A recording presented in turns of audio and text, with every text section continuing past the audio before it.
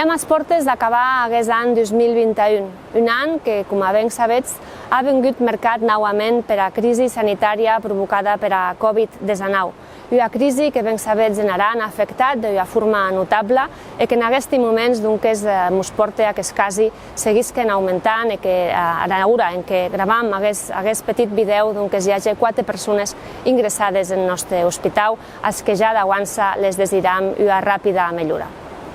Aquesta crisi, com ben sabets, ha afectat no sols a nivell sanitari, sinó també a nivell social i econòmic, i del Consell General d'Ençà ho hem treballat pendent tot aquest any, per un costat no deixar de res endarrere amb totes les ajudes socials que ens ha estat possible ballar, i també amb aquest suport a l'empresariat i al sector turístic de les diverses accions que s'han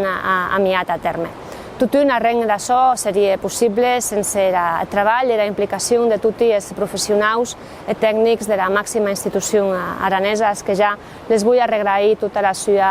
aportació, el seu treball, el seu compromís davant de la institució. Un compromís davant de la institució i també de les persones que han demostrat i demostren dia a dia també els nostres professionals sanitaris i d'atenció a les emergències, als que sense cap dubte se meriten tot el nostre reconeixement i agraïment per el seu esforç i treball que envien a terme també en dates com aquestes on el seu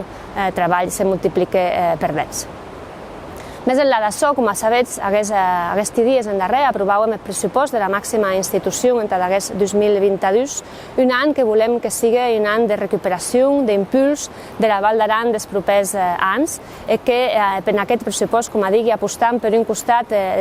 que a nivell social res queda endarrere, poder haver atenció social de primera línia, amb l'impuls d'un plan pilot d'un servici d'atenció domiciliària que pensam que serà un avantatge i un impuls en l'atenció a la nostra gent grana, més també amb l'impuls a la innovació i a la retenció de talent amb el hub d'innovació EPIC, que treballen en aquests moments en diversos projectes que han de la Val d'Aran un lloc de referència en matèria d'innovació tecnològica. Més també amb la biomassa, amb la gestió forestal,